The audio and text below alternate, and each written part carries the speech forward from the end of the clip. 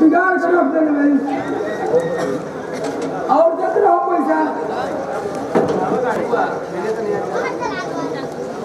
और जो पैसा सब देंगे पैसा और बोली हमारा घर को जा पूरा कर देने दिया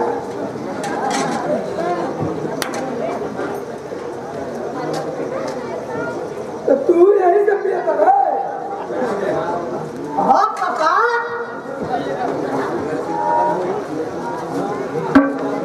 हम यही से पिया तनी खाली अरे करा ठोकर लगे और ऐसा ना करे के चाहिए और राहुल भैया एक दिन 10 रुपया ना देला हमारा का पैसा देती है हम यही तो सोचनी की हेकर दवाई है का हमारा से ना बोल बा ले देख रानिया है छोट लइका के आतना बुद्धि बहुए तोरा दिमाग में रम गंदा भरल बहुए जबकि अपने साथे साथे हमरों के गलती काम करा दिलीस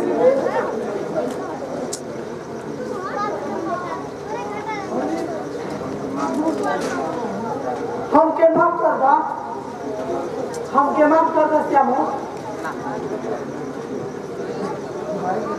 माफी हमरा से मांगला से का होई अरे हमरा से तो माफी मांग लेबी बदलू आदमी से माफी कैसे मांगली जो कि तोरा चलते हुए दुनिया छोड़ देलस श्याम हम राहुल रेणु से माफी मांग ले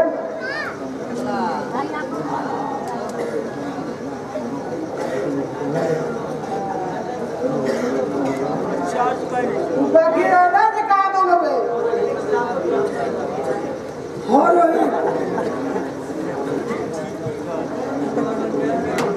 हमनी के चल के खोजल गई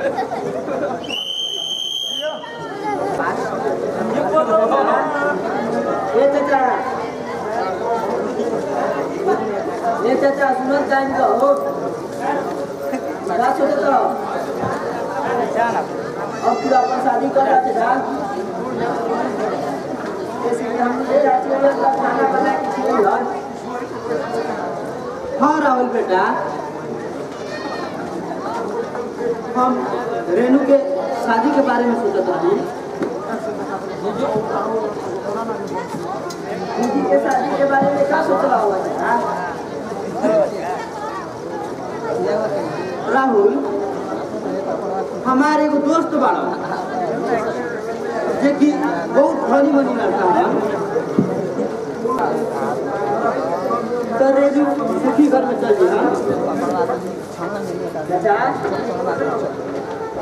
बाकी उतना पैसा हमें कहाँ से लाओगे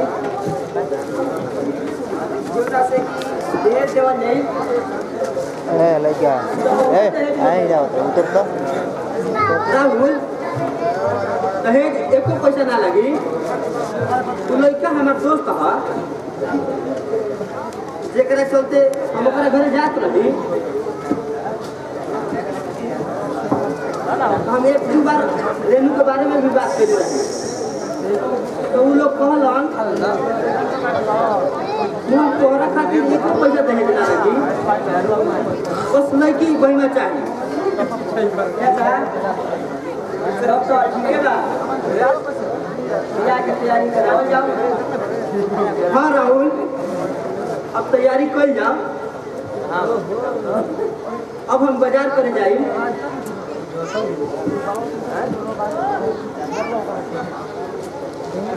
चाचा कितना शादी के बाद तोरा अभी जाना कोनो जरूरी नहीं है ना चाचा हम सब सुन रहे हैं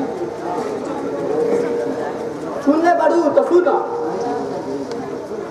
ये हमारे बुढ़िया अब दुल्हन बनी अकेले के पराया घर में चल जाई। चाचा हमके दूसरा के घर में भेजा में करे में कितने खुश बड़ा चाचा। हम तो हम लोग के छोड़ के ना जाई। एक तो हमारे बाबू माई के हाथ छूट गए और दूसरा कि तू लोग अपन भी साथ छुड़ाओ तो हम ना जाए। बेटी ये दुनिया के दस्तूर है बेटी। ये दुनियादारी में ये हमेशा से होता ही बा। अगर ये ना हो तो दुनिया कैसे बढ़ी। हम चाहे तू कहाँ से जा बेटी।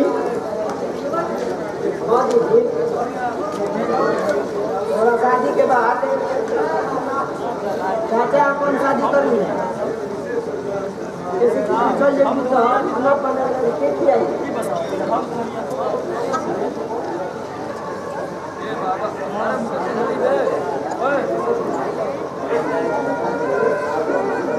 हट बदमाश करेंगे।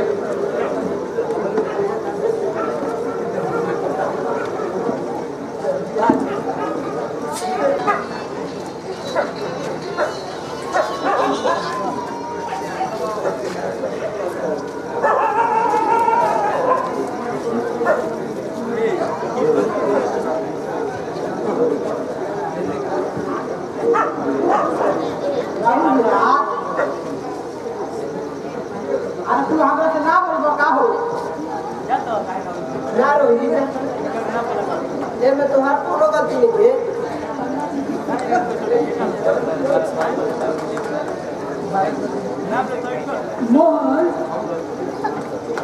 हमरा के माफ कर दो। मोहन हमरा के माफ कर दो।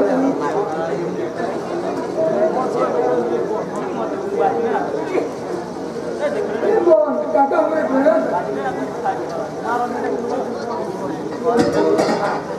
तू पश्चात के आग में जल रहा है। भैया हम तो तोहरा के माफ कर दें। बाकी तू लोग कैसे तोहरा के माफ कर सकेला जेकर की हर कुछ लूट गई बर्बाद हो गई। बाप मतारी रुपया पैसा सब नष्ट हो गई।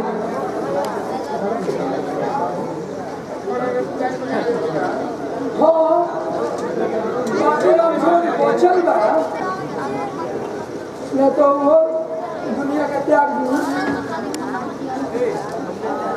ना हम त्याग देनी हो गया माफ। लेकिन इहो दोनों अबोध बालक से कैसे माफी मांगल जाए। लेकिन तोहरे चलते टूअर हो गई। हाँ मोहन मांगो माफी मांगो हम।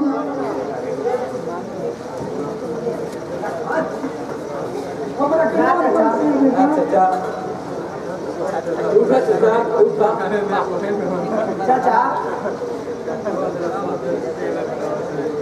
जब अपन कैला के एहसास तारा हो गई हमनी के तोहरा के माफ कर देनी जा।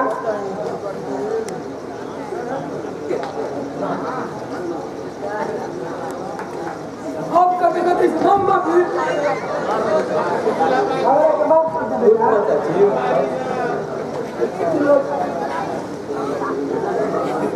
हमरा के माफ कर दो। हम लोग के बहुत दुख देंगे। हम सीख ले बनी कि हमारा ऐसा ना करे के चाहिए। हमरा के माफ कर दो यार। हमरा के माफ कर दो यार। आओ माफ कर दो।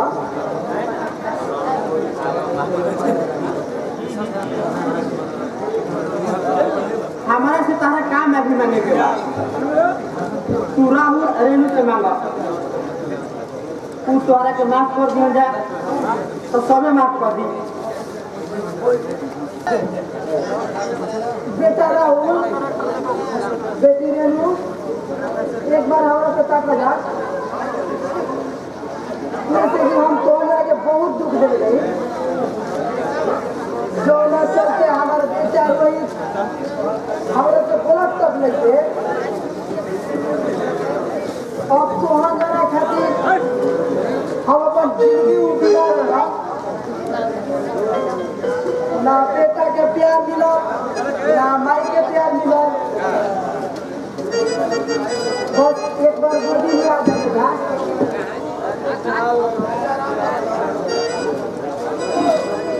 राहुल, तू ये रही हो तब तक हम बाजार पर पियावत नहीं। कहाँ के बाजार में हो? हमारे के तो बताओ।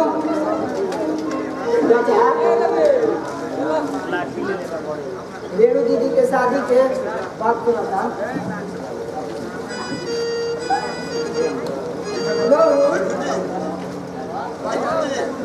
हम कितना पहला अवसर पर पहुंचते थे।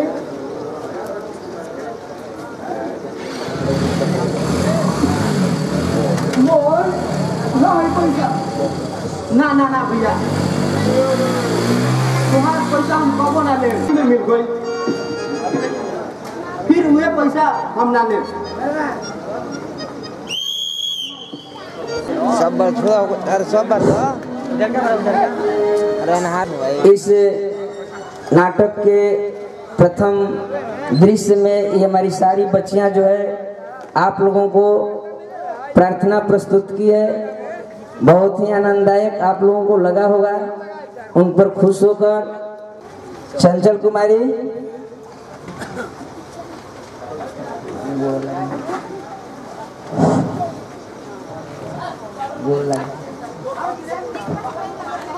सावित्री कुमारी,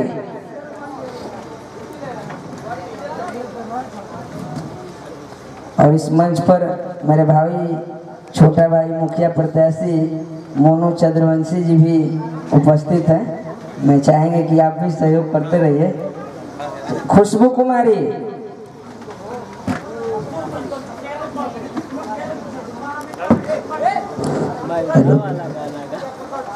मुनरी कुमारी,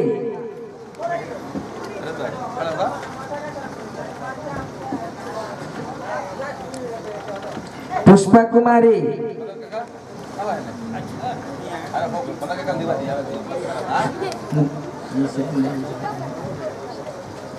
पुष्पा कुमारी, सुनैना कुमारी, चलो, अंजलि कुमारी,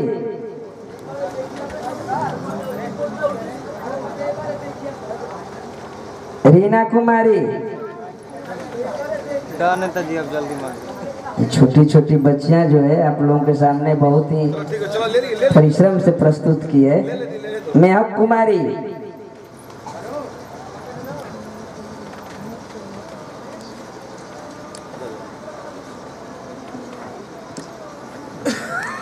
कुमारी,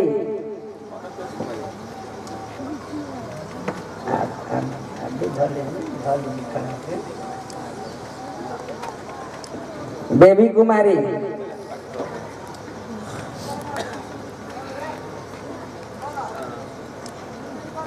रचना कुमारी,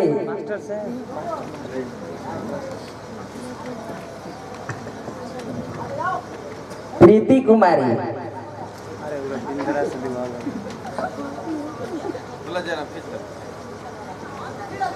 प्रीति कुमारी।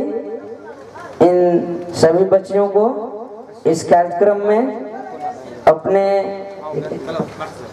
कला के प्रदर्शन के ऊपर मेरे भावी जिला ये वितरण कार्यक्रम संपन्न हो गया। मैं अपने कमेटी के तरफ से इनको हार्दिक अभिनंदन एवं स्वागत करता हूँ। जय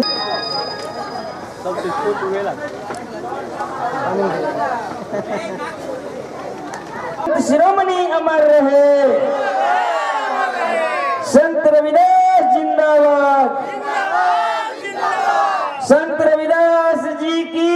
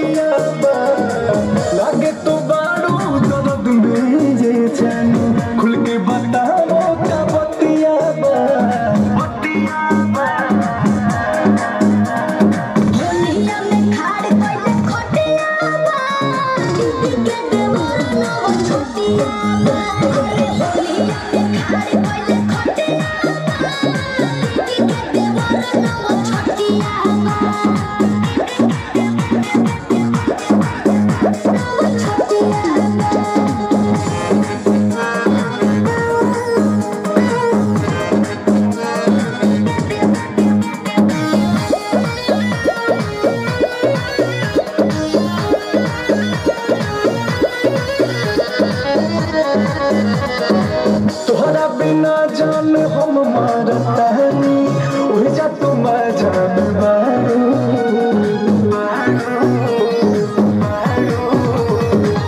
गइलू ही खाट जी जाके घरवा काहे के झूठ बोलतानी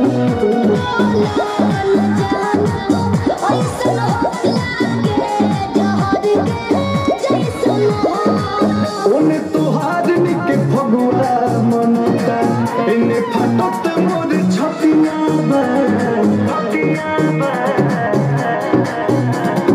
होलिया में खाड़ पहिले खटिया बा दीदी के देवर नाव छटिया बा होलिया में खाड़ पहिले खटिया बा दीदी के देवर नाव छटिया बा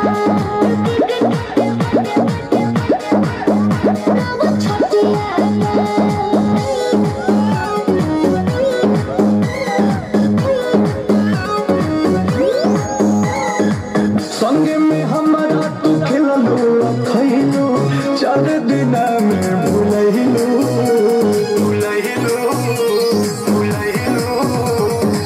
का जाने कैसे उजड़े पियंगी नस तू दूसरा के हो गइलो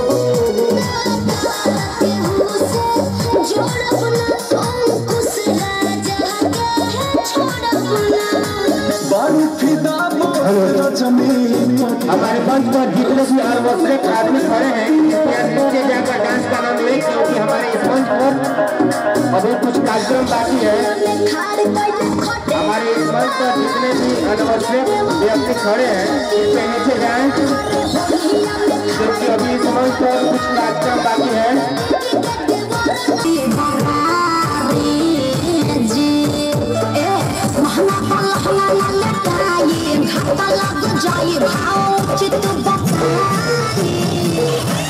बहनी कनाई जना रुपया कहबू तो तने रुपया दे सुन साली हो अब हवा ऐसे पसरी 2 रुपया हो 2 रुपया 2 रुपया हो 2 रुपया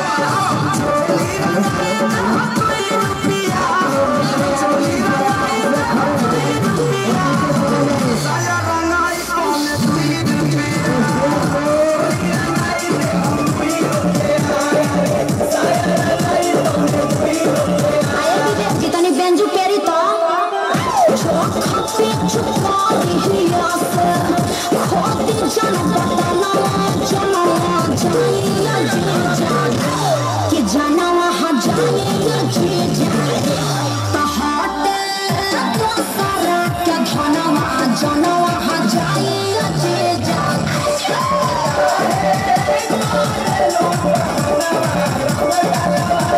Come on, oh yeah. Hi, रे तक जवानी हजे जो अपना मोलाई करवाई हजारा 2000 तक पूछाओ नहीं खे लाखों में हम बतियाई अरे नहीं करो ना नाचे नहीं यारा सरे इता होली के भेकसी नहीं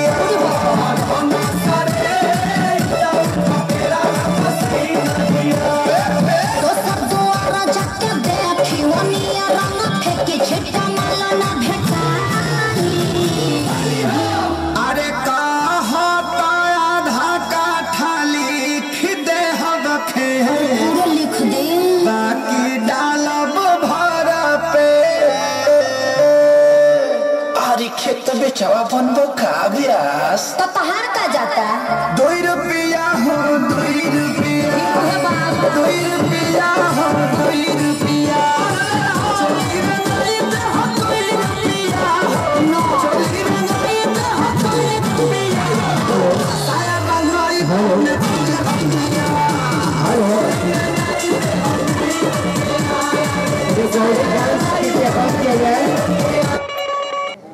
इस पुरस्कार वितरण समारोह को सफल बनाने के लिए अपने गार्जियन एवं भावी जिला पार्षद के प्रतिनिधि ये पुरस्कार वितरण कार्यक्रम किया जा रहा है।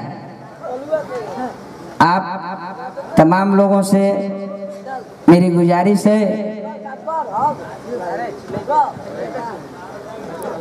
डायरेक्टर साहब उर्फ रविंदर मास्टर जी को सम्मानित मुखिया जी के द्वारा किया जा रहा है। मैं अपने भाई को बहुत सारी शुभकामनाएं दे रहा हूं कि दिन दुगना रात चौगुना अपने कार्य को सफल बनावे। भी मेरे छोटे भाई हैं, बाकी कला में हमसे बहुत बड़े हैं। राहुल कुमार जी को पुरस्कार मुखिया जी के द्वारा दिया जा रहा है।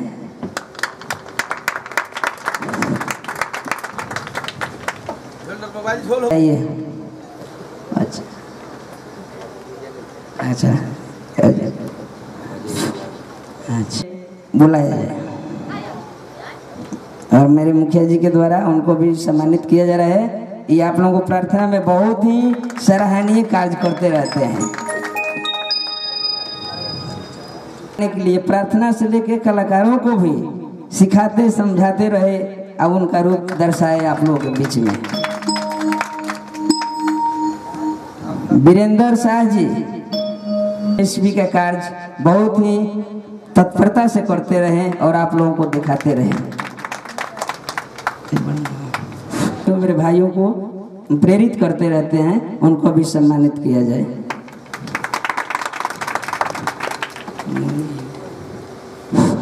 मुनील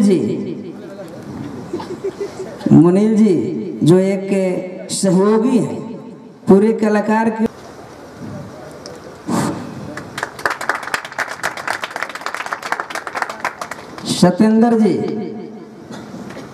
सत्येंद्र जी आइए, ये भी सहयोगी हैं। ये लोग अपना सभी तरह के सामग्री के सहयोग करते हैं।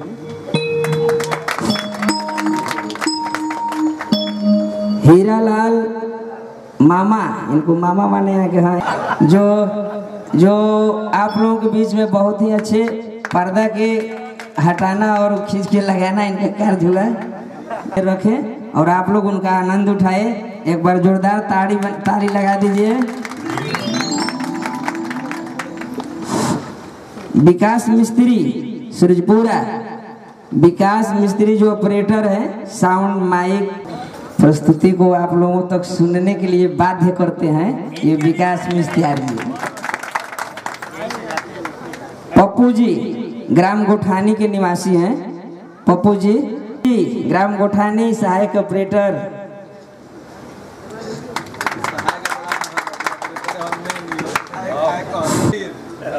जय भीम। जब तक नारा बुलंद ना कहिए नहीं है क्या नाम? राजनाथ पासवान जी क्या बजाते हैं? आर्गन मास्टर हैं। इनको भी हम लोग सम्मानित करते हैं। क्या बजाते हैं?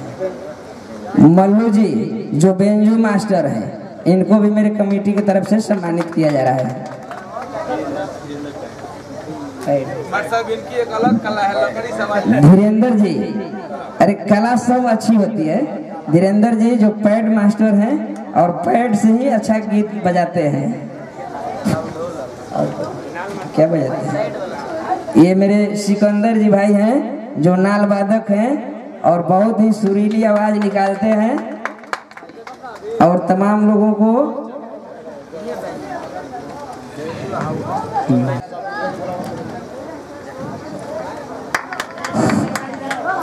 ललन राम जी आए और अपना पुरस्कार प्राप्त करें। ललन राम जी,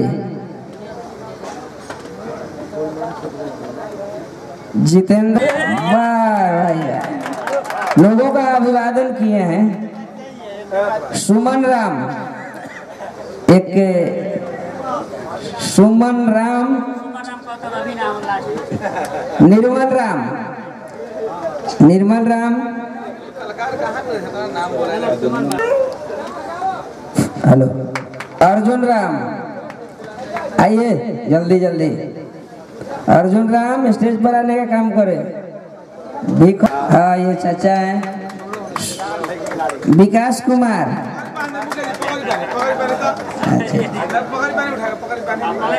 मनीष कुमार, मनोज राम, आइए मनोज राम मेरे बड़े भाई हैं, बहुत ही अच्छा कलाकार है। गिदिक राम उर्फ अर्जुन राम, नाम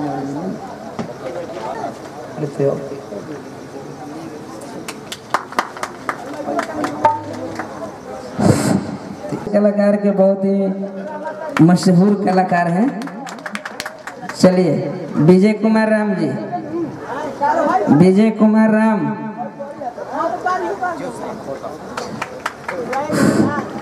संतोष कुमार राम, संतोष कुमार राम, अच्छा मुन्ना राम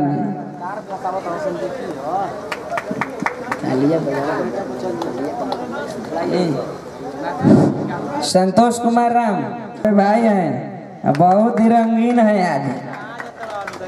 दया राम, दया जी आप जहाँ भी हो स्टेज पर आइए। अब एक हमारे बड़े भाई हैं शिव कुमार जी, बहादुर राम,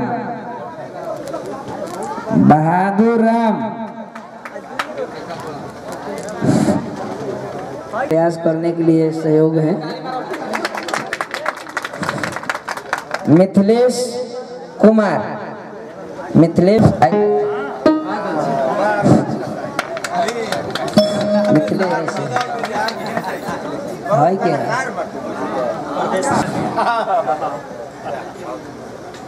मिथिलेश कुमार, सरजुन, सज्जन नशादर जी आप स्टेज पर आने का कष्ट करें। नशादर जी,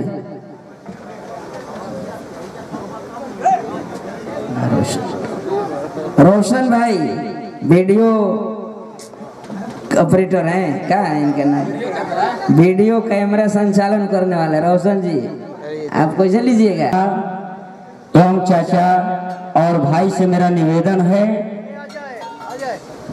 कि जब तक गंगा मैया में पानी रहे मेरा सीता सिंह की जिंदगानी रहे। रविदास जी की, रविदास जी की, रविदास जी की, रविदास जी की, रविदास जी की, रविदास अमर रहे, रविदास अमर रहे।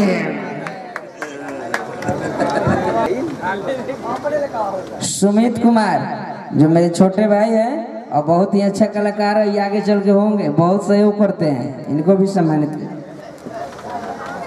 अजीत कुमार,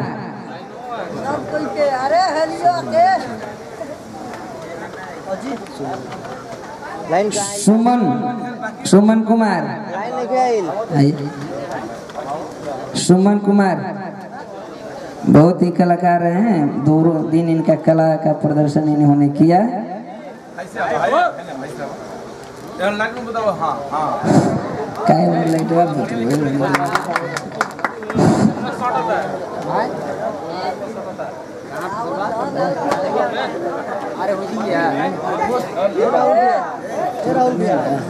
दीपक राम,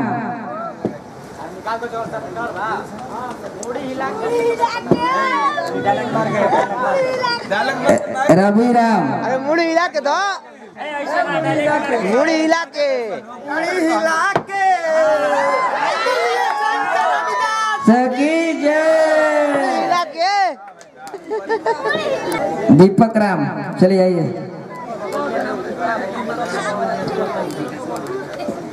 विकास कुमार,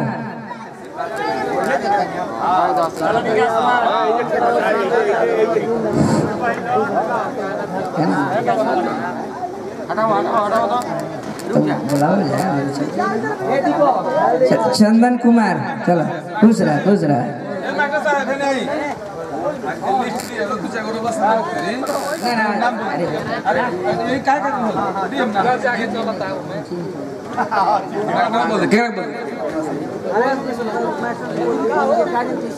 चंदन कुमार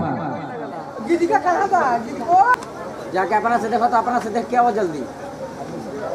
चलिए बहुत बहुत धन्यवाद।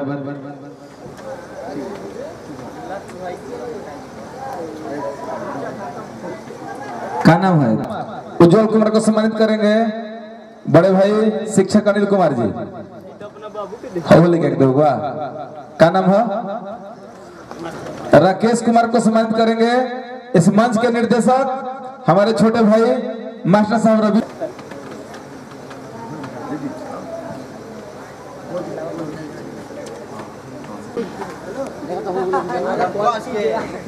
अच्छा बांध दो आराम से।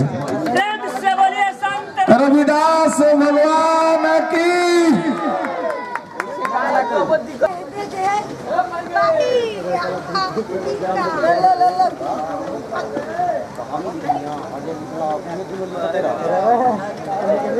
प्रेम से बोलिए संत शिरोमणि गुरु रविदास की।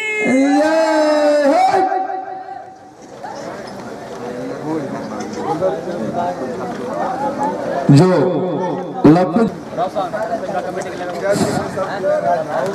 ये गमछी हम लोगों का पुरखों का निशान है, बाबा साहेब भीमराव अंबेडकर का पहचान है।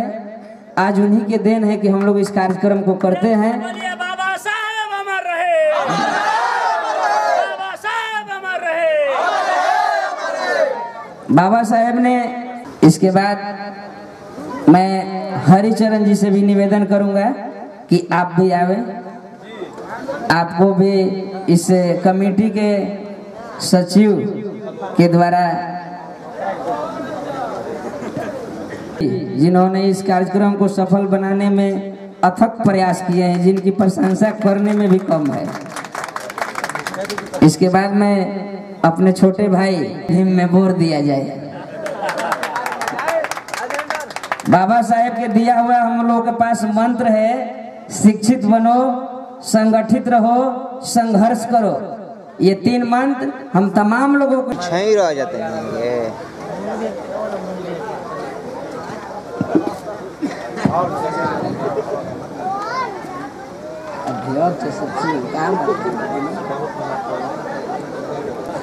और इस कमेटी के मशहूर कार्यकर्ता हमारे छोटे भतीजा भाई हैं अध्यक्ष अजय जी, आप भी आइए। अब आप लोगों को बाद में क्या करना है? हाँ बोलिएगा। अजय जी कार्यक्रम को किए।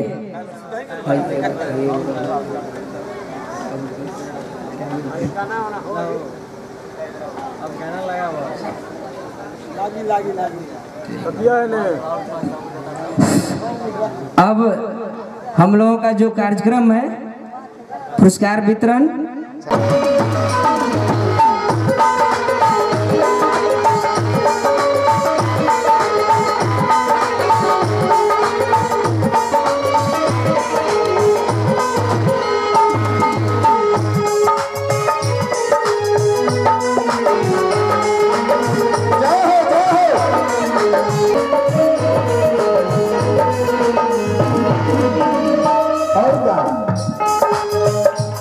साल रहले 10 साल रहले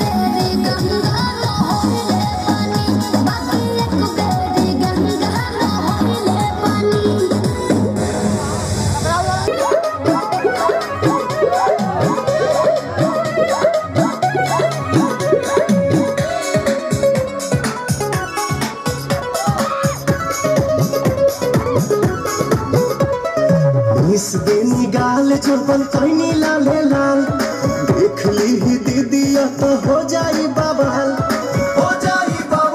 जीजा हो जाई बवाल मिस देनी गाल जोबन कहीं लाले लाल देख ली ही दीदिया तो हो जाई बवाल चल देखी राउर चिंता जोड़ता खिस पोता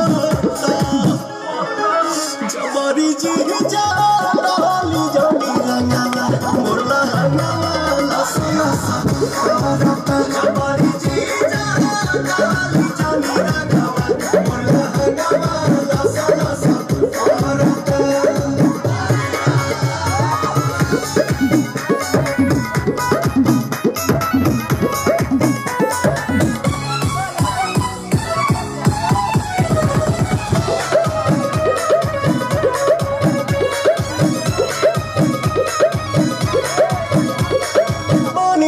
झूठ जमी करी पन पता गाछी अभी ठूठ जमी करी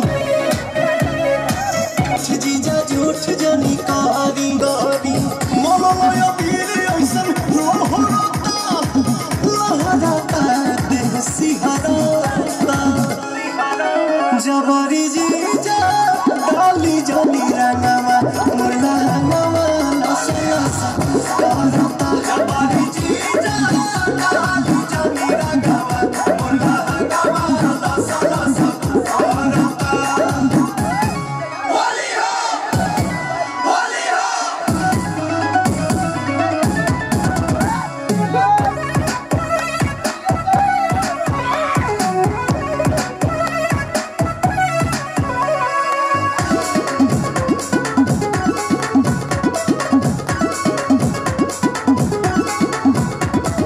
दोसरा के धन पजताई जनी हक जी बनी हम कुमार होई सभका के शक जी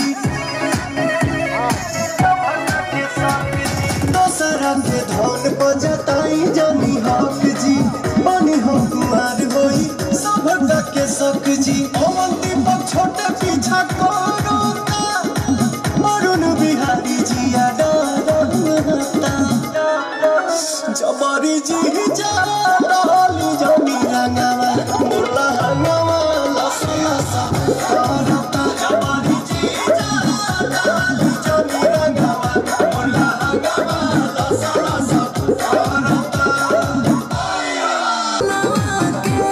अरे घरवा से हली तू निकला बहरी जने करो बड़ी यारी ताहर छोट पिचा कारी हमारा बाबन गज के सारी पाया प्यार न करी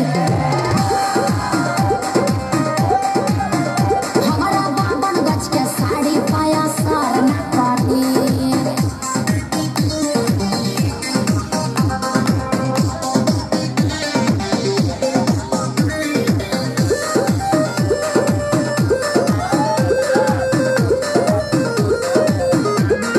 धन धन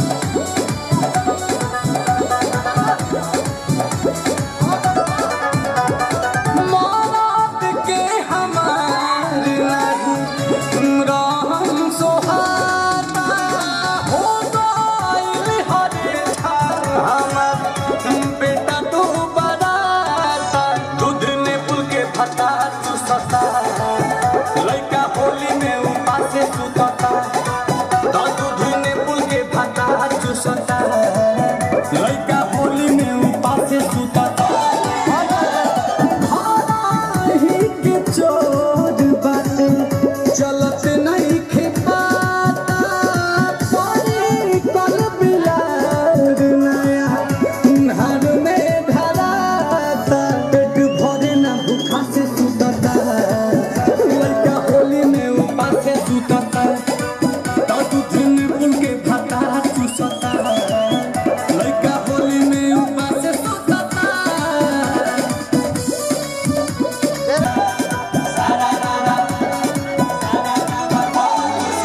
घोरला भांग में मोरा दिमाग में एही से भइल हसत हो कहे के बाप बा करत बाप बा मारत लइके के हाथ हो